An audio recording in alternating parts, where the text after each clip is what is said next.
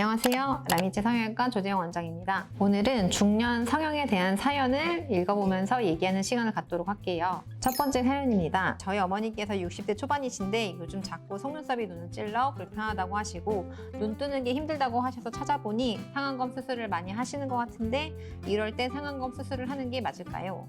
60대 정도 되시면 눈꺼풀 처짐이나 눈썹 처짐으로 인해서 눈을 뜨는 게 힘들어지시고 늘어진 피부의 무게로 속눈썹을 눌러서 찌를 수 있습니다. 이럴 경우에는 눈꺼풀이 피부가 얼마나 처졌는지 아니면 눈썹이 처졌는지 눈과 눈썹 사이의 거리, 처진 주된 부위가 눈 중간인지 눈 바깥인지에 따라서 상안검 성형술이 적합할 수도 있고 눈썹 하 거상술이 적합할 수도 있고 이마 거상술이 적합할 수 있습니다. 이 방법 중에 본인한테 제일 잘 맞는 방법에 대해서는 병원에 직접 내원하셔서 상담을 받으시는 게 좋겠습니다.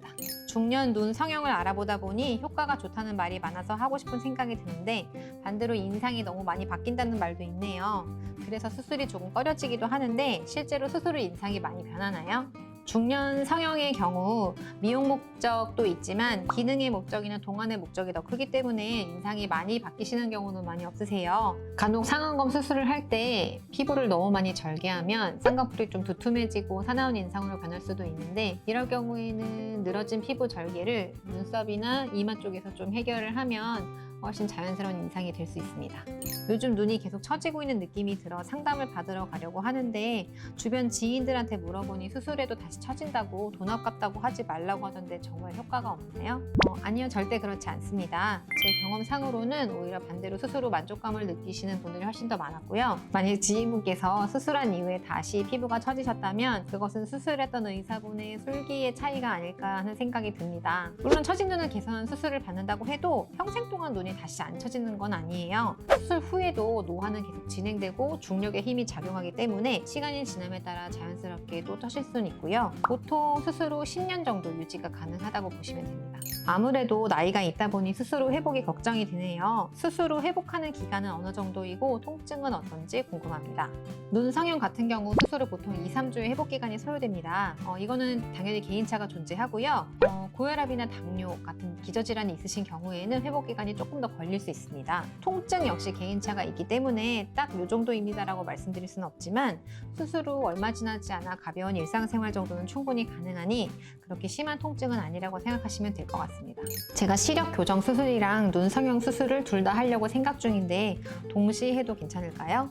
동시에 하지 않으면 어떤 수술을 먼저 해야 할까요? 시력 교정 수술과 눈 성형을 동시에 하는 것은 좋지 않습니다. 최소한 한두 달 정도의 간격을 두고 하시는 것을 추천드립니다. 수술 순서가 정해져 있진 않지만 개인적인 생각으로는 눈 성형 수술을 먼저 하고 좀 안정이 된 다음에 시력 교정 수술을 하는 것이 낫다고 생각합니다. 두 수술 사이의 간격이 짧을 때 시력 교정 수술을 하고 눈 성형을 받게 될 때에는 눈 기능에 좀 부담이 될 수 있기 때문입니다.